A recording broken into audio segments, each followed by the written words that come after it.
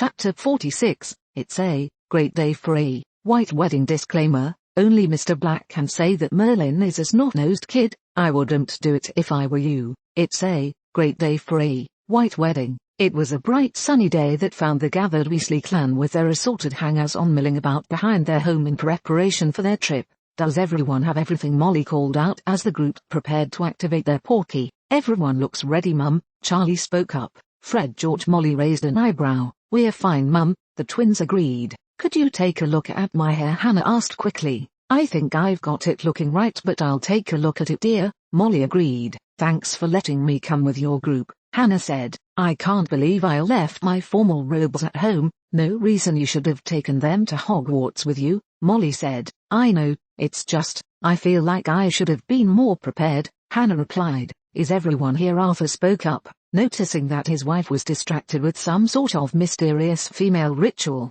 Yeah, Dad, Bill agreed. We're all here, then let's go, Arthur decided. Everyone grab hold. Wedding. The portkey activated and the group felt themselves pulled south to the mysterious Mr. Black's island fortress. The group landed in an empty room and looked around nervously. Who knew what sort of dark creature might greet them? Hey Mum, Ron called out from behind the group. Ron, Hermione, Ginny, where's Harry? Molly asked with a frown. She had counted the children and found one missing. Didn't he come? He came, Ron confirmed, but the portkey made him sick, so he's in the bathroom or something. That poor dear, Molly said sympathetically. Do you think I should go look after him? He'll be fine, Mum, Ron said. Someone's already looking after him. Well, Molly pursed her lips. And we really should be getting to Penny, Hermione added. Her mother hasn't gotten here yet and she doesn't have anyone to keep her company. She doesn't. Molly frowned. Let's go attend my future daughter. Harry had better appreciate this, Hermione muttered as she followed Molly out of the room. What was that, dear? Molly asked. Just worrying about Harry, Hermione replied with a false grin. I'm sure he'll be fine, Molly said. The important thing is that we get to Penny and make sure that she's ready for the wedding. In another part of the fortress, Harry and Hench Gerald were relaxing over a warm mug of tea. So then he goes outside and sees all the Yuki on a sunbathing without any clothes on, Hench Gerald said with a suppressed laugh. And I thought his head would explode. He just took a few deep breaths and came back inside. Then he turned to me and said, okay, I take it back. I can see why Mr. Black is worshipped as a god of fertility. God of fertility? Harry asked through wheezing laughter. Some town in Bulgaria, Hench Gerald replied. Something about a pack of villas. So, anything interesting happened to you aside from finding out how the rest of the world saw my vacation? Harry asked with a grin. No, it's been great, nice and quiet. I heard something about a broken jaw. Hench Gerald's nose scrunched up, and some dead Death Eaters. I broke some idiot's jaw after he put Ginny in the hospital, Harry said quickly. And I don't think I really killed those Death Eaters. It was in the Room of Requirements, so I'm not sure if they were really there. Room of Requirements? Hench Gerald wanted clarification. It's a room in Hogwarts that provides anything you need, Harry explained. You walk past it 3 times and think of what you need and the door appears. Oh, so you don't think it gave you real Death Eaters? Hench Gerald said with a slow nod. No, my life isn't that simple, Harry agreed. I guess it wouldn't hurt to try it out. Would you mind taking a few magical readings with your hex quarter? Hench Gerald asked hopefully. A room like that could be useful in the testing and prototype stages. Sure, Harry agreed. I'll also see if I can't get the room to show me how it was made. Be sure to record anything it gives you, Hench Gerald said. And I'll be sure to show the architect your raw data. I just love the look he gets on his face when we show him new things to incorporate, Harry said with a grin.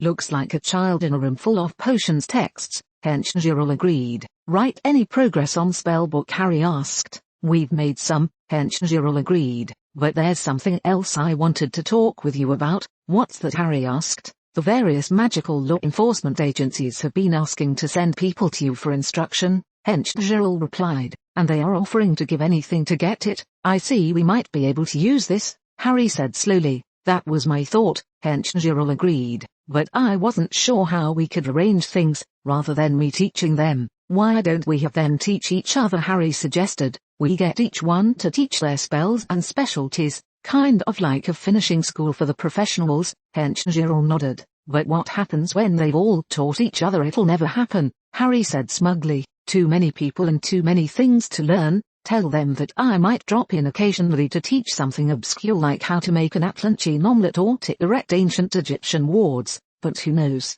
Hench Gerald said, getting into the spirit of things. No one can predict when or if the mysterious Mr. Black might decide to show up, and who knows what he might teach. I think teaching them to make an Atlantine omelette would be great. It'd really mess with their heads. Make sure everyone has a badge and everyone agrees to help if we ask for it, Harry continued, or if not a badge, something to blur their faces while we're here. Good idea, Hench Gerald agreed. That'd let you attend all the classes you want without anyone being the wiser. I try, Harry said with a blush. Any problems with your equipment? Hench Gerald asked with a grin. Nope, Harry shook his head. Everything is working the way it should, I think. Good, Hench Gerald replied. Can I see your motorcycle? Sure, Harry agreed. Why, he's cute, Hench Gerald said. And I miss him. Cute? Harry asked incredulously. Cute, Hench Gerald confirmed. Hasn't anyone ever told you that girls like horses? I hadn't thought of that. How about I'll leave him here for a while so you can keep him company? Harry suggested with a grin.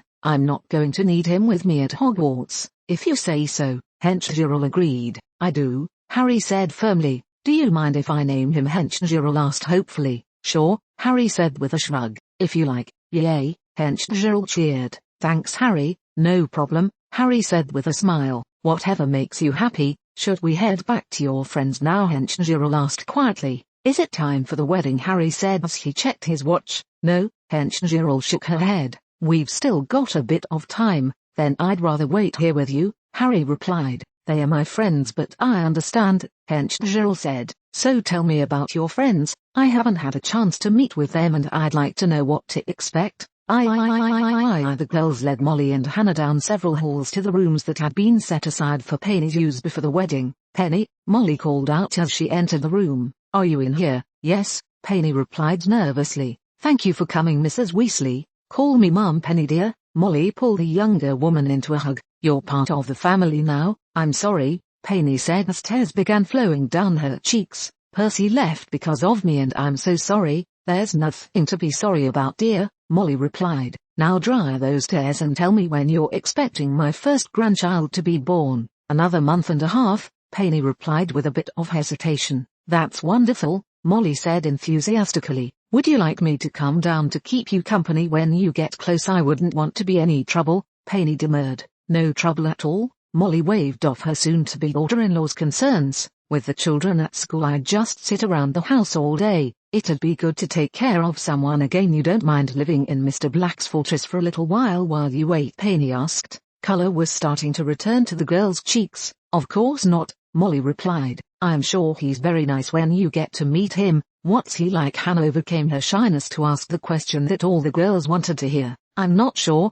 Penny replied. I haven't met him yet. I don't think he's on the island. What's it like living here? Hermione asked. I heard that Mr. Black had the largest collection of Egyptian scrolls in the world. It's empty, Penny said with a smile. There aren't too many people here right now, so it can be a bit lonely. All the more reason for me to come down here, Molly interjected. Do you know if it's gonna be a boy or a girl? Ginny asked quietly. No, Penny said quickly. Percy and I wanted it to be a surprise. Everyone looked up as the door opened again to admit an older version of Penelope. Are you in here? Penny, the distinguished-looking woman, called out. Mum, Penny's voice choked up. Harry watched as Hench Gerald showered his motorcycle's horse form with attention. Mortis? Harry asked incredulously. Isn't that a bit redundant? It's a cute name, Hench Gerald replied quickly. Don't you think so? Mortis the translucent stallion neighed in agreement as it took a deep sniff of Hench Gerald's hair. See, Hench Gerald said triumphantly. He likes it.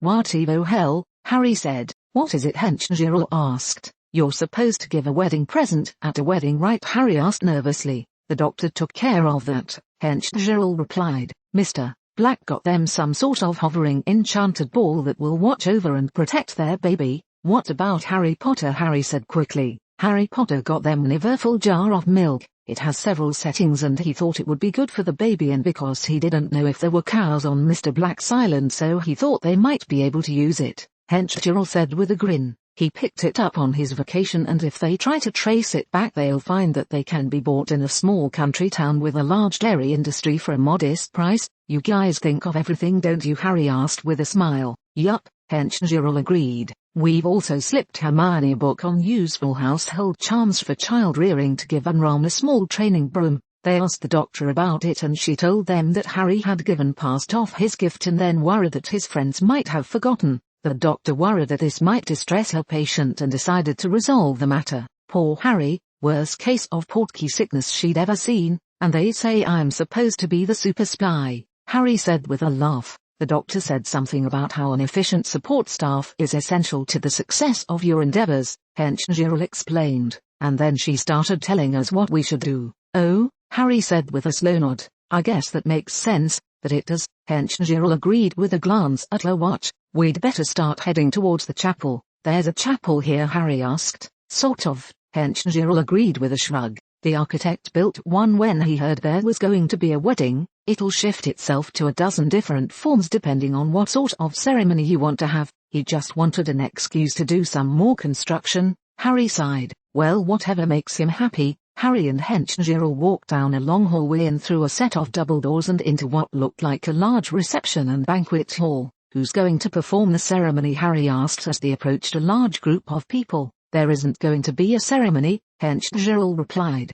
They are already married. Mr. Black arranged all this so his friend from Shangri-La could give a blessing to the young couple and so their families could have a chance to come see them. Shangri-La, Hermione croaked. It's real, of course it is, Henchgerald agreed. You didn't think Mr. Black would ask the Lama of Shangri-La to give his blessing if he didn't exist, did you? I meant that I thought Shangri-La was a myth, Hermione explained. Well, you were wrong, Henchgerald replied. They just like their privacy. Oh, and Mr. Black knows where it is? Hermione asked, wanting to get as much information as possible. Of course he does, Henchgerald said with a nod. He spent a long time studying there. Feeling better, Hermione asked sympathetically, hoping to change the subject. Much, Harry answered. I even got some stuff for my stomach that might keep me from being so sick after we return to Hogwarts. That's good, Hermione said happily. Looks like things are starting. An elderly man in a saffron robe entered the room and walked to the front of the crowd. Clearing his throat,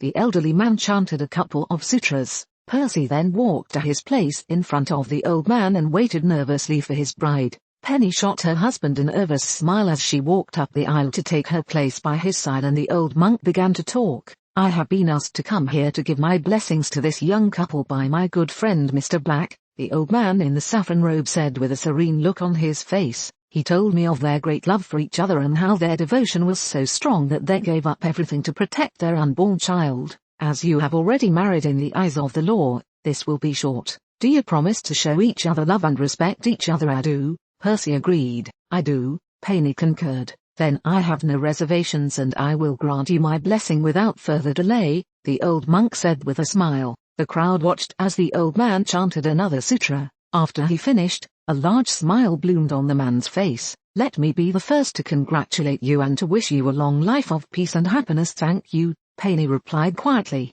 Yes, thank you, Percy agreed. The crowd cheered as Penny embraced her husband and captured his lips in a long kiss. What happens now? Percy asked after managing to come up for air. We eat, the monk replied simply. If we're following the tradition that I'm familiar with, that sounds fine. Penny gave her own opinion of the matter. The crowd broke up and headed towards the food on the large tables around the perimeter of the room. What's this? Ron asked as he ladled a strange-looking food onto his plate. That, the professor glanced over, is an Atlantean dish of some sort. I believe Mr. Black said that he got it from a chap named Merdin. Merdin? Ron asked, pronouncing the strangely familiar name. Yes, the professor agreed. Mr. Black said that the poor bloke wasn't much of a wizard but that he had some good recipes. Oh, Ron replied. What are you eating, Ron? Hermione asked when she joined her friend. Hello, Professor. Hello, Ms. Granger, the professor replied with a smile. Some recipe from a guy named Merdin, Ron replied as he shoved a great mass of it into his mouth.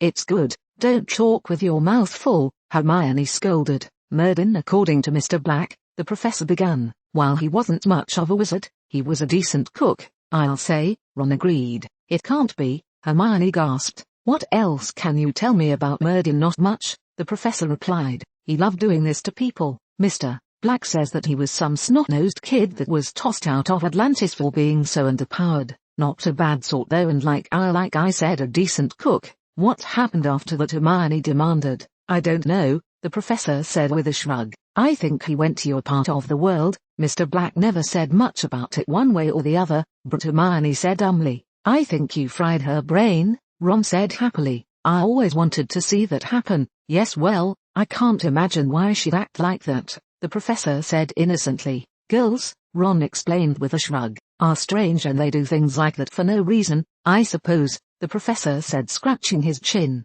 Hey Ron, Harry said with a smile. What's with Hermione? Don't know, Ron said, still throwing up. Feeling better? Harry replied. So did Mr. Black show up? Ron demanded. I didn't see him. He's here, the professor confirmed. Where is he? Ron scanned the crowd. I told you, the professor replied smugly. He could be sitting right next to you and you wouldn't even know it. Well, I don't see him, Ron said. Do you see anyone odd, Harry, in this crowd? Harry asked, shooting the professor a nasty look. You're going to have to narrow that question down quite a bit. My computer was being repaired. Let's use that as the excuse for why I haven't updated sooner. For some reason I keep typing P when I want to type B and it is really starting to annoy me. Percy and Penny were already married on paper. The monk just came to give a blessing, which is about as much participation as they normally have in Buddhist weddings. Granted, I could have written out a big long production, but why bother? Make part 2, if the room actually worked that way by mistake. A little while ago, the Dark Lord Voldemort was addressing his inner circle. Tonight, I must be alone to plan the demise of Harry Potter and Mr. Black. He spoke with authority. Now, I shall go to my private thinking chamber. Do not disturb me for any reason. Understood? The high-level Death Eaters all nodded, not wishing to experience the unforgivable pain curse. Good, now leave me. The Dark Lord spoke as he walked into his thinking room, a small converted bathroom. He sat on the throne and cast every locking and silencing charm he knew of. Now to get some ideas in the usual way, he said as while picking up the latest issue of Naughty Witch magazine and opening it to the centerfold so he could read the articles. And the headmaster of my old orphanage said this would make me go blind, and Voldemort's head promptly disappeared. When Tom Riddle split his soul into Horcruxes so he would be able to survive just about anything, he succeeded beyond his wildest dreams. If, 12 years ago, he would have cast any curse other than the killing one at a baby Harry Potter, he would have survived the feedback without any problems. Unfortunately, a spell to separate body and soul turned him into a black smoky phantom for more than a decade. Having his head and most of his heart suddenly separate from his body had no such detrimental effects. When Voldemort suddenly saw Harry Potter, he immediately tried to curse him. That's when he noticed something was very, very, very wrong. For one, he couldn't feel his wand, or the rest of his body for that matter. 2. Not having any lungs, he wasn't able to speak, and worst of all, he had no idea what happened to his issue Naughty Witch magazine. All he could do was silently mouth obscenities at the trio of students in the room of requirements. Oh man, I wish I had never learned how to read lips, said Harry as he chewed on a piece of Voldemort's heart. Dark Lord Jerky. Hermione was shocked until she remembered what Harry had said. Vampire part. Yeah, my vampire side likes the tasty blood of the Dark Lord, Harry said before changing suddenly into his part man, part wolf form. But my werewolf side loves the chewy center. If anyone were to listen closely, they would hear the well-oiled gears in the bushy-haired girl's head crash and shred. Hermione promptly decided the best course of action was to faint. Ron quickly followed suit. The next day, Hermione woke up in her bed and stretched in restful pleasure until she remembered what happened the previous night. Wow, that was the craziest dream I've ever had, she said after dressing and heading out to the common room. If it involved Harry in the head of a certain Dark Lord, then it wasn't a dream, said Ron. They glanced at each other for a moment and raced up to the room of requirements. They never expected the sight that awaited them. The entire room was cluttered with stuff, and in the middle of the various items was a quietly contemplating Harry Potter. Harry, what is all this stuff? Exclaimed Hermione. Oh, this, I decided to experiment with the room some after requesting you both appear in your beds, Harry said. For instance, I really need the most powerful magic ring ever. A small plain golden ring appeared in midair and fell onto the lid of a golden ark. Whoa, do you feel that? This thing feels like one solid imperious curse. Best get rid of it. Harry raised his head up. I really need this ring to be no more. The golden ring vanished without a sound, only to reappear a foot above the caldera of a mighty volcano. Elsewhere, this ring is a great burden, Sam. I wish I didn't have to carry it to Mount Dum, but whatever the small hobbit was about to say was forgotten as the one ring vanished. Frodo blinked, then blinked again. Gandalf and Samwise followed suit. Frodo looked up at his wizard friend and spoke. I wish Sauron and the One Ring were destroyed. Feeling the ring melt, Sauron chose that moment to explode, destroying Mordor. Frodo, Samwise, and Gandalf blinked again. The ancient wizard did the only thing he could think of. With a twinkle in his eye, he pulled out a small pouch from his robes and extended it to Frodo. Do you want a lemon-flavored elven candy? Back in the room of requirements, Hermione was puzzled. But, vampire, werewolf, Harry, hot, Voldemort, she said eloquently. Oh yeah, I transformed one of my nose boogers into a bowling ball and encased Riddle's head in it. I hope Dumbledore likes his gift. Harry looked toward said pale green orb with the head of a very angry former Dark Lord in it, still mouthing words. No, I don't think that would be anatomically possible either for me or for the Doberman, he told the head. So what did you bring into this place? Ron asked, looking round. He supposed if hundreds of students practiced magic in the same building for 1,000 years, the power of the room would indeed be fantastic. He gazed around and saw just about everything he could ever imagine. There was an alabaster staff like the one he'd seen in pictures of Merlin, a black growling book with the word Necronomicon on the side, some red sparkling leather shoes, a small gold puzzle box, a huge circle with strange symbols all around it, several small orange balls with stars in them, an amulet of what looked like a yen symbol, a massive monolithic sword with several glowing orbs in it, a necklace of a glowing pink jewel, a sleek silver muggle car with the letters DMC on the grille, and massive boulder with a silver sword stuck in it. Harry looked over all the things in the room and slowly got up from his chair. I suppose I should use some of this stuff, first, to take care of Peeves, Harry said while strapping on the working proton pack onto his back. He attached a lightsaber to his side on a belt holding several odd red and white orbs. Then, as for the remaining Death Eaters, I'm gonna catch 'em all. A make by Anthony Henry. It was just another day in Nocturne Alley for Mundungus Fletcher. Suddenly one of his customer looked glossily at the crest on one of the silverware pieces he was trying to sell. The customer read the Latin on the plate. Tauges per. Damn, this is the Black family crest. At the word black, half of Nocturne Alley in hearing distance flinched and looked over their shoulders as if expecting Death himself to be walking down the street. The other did not bother looking over their shoulders. They just ran straight at Mundungus Fletcher, picking him up, giving him all the silverware he had sold earlier in the day and closing his case and physical, carried him from Nocturne Alley, throwing him out into Diagon Alley before they crawled back into their various holes to hide from Thioneer brush with Mr. Black. Mundungus Fletcher picked himself up off the ground, grabbed his case and growled toward Nocturne Alley, mumbling under his breath, think they can throw me out, do they? Just then several loud explosions were heard coming from a nearby alleyway. As he turned, he noticed Aura Tonks and Harry Potter's friend Hermione standing just outside the alley watching a light show coming from the alley. Damn, Tonks and Harry own his stuff, better put it back, or else. Just then a passing bystander asked Mundungus, did you hear Mr. Black just killed another 20 Death Eaters? Yeep, I am definitely returning this now, Mundungus Fletcher thought as he raced to the flow point. A make by Dean Angel, based off the A Met by Steve 2, which was based off of chapter 24. Later that day, oh, I hope Harry is all right, one Vila remarked to the other as they started walking into town to pick up some more supplies. We should ask someone in town and remember to call I am Mr. Black, Gabriel's cousin reminded the other Vila. As the two Vilas walked into town, they encountered the healer that had treated Mr. Black just earlier that day. The healer in turn noticed the tired appearance of the duet of Vila, a result of staying up several nights in a row. Oh, you're the village dealer? Yes. At the man's hesitant nod, Vila number 2 continued. Is Mr. Black all right? We were worried about I am. We knew it was a bad idea for him to continue screwing even knowing the dangers, but he so wanted to please us, she said, referring to him screwing in the light bulb on the ladder as a thank you gift to them. Ah, so it was true then, the healer said, nodding to himself. You are doing fine now then, or do you need anything that I can help you with? The man asked, trying to be helpful. None, we are just tired from staying up there last few nights playing all the games that he wanted to. She punctuated this remark with a yawn.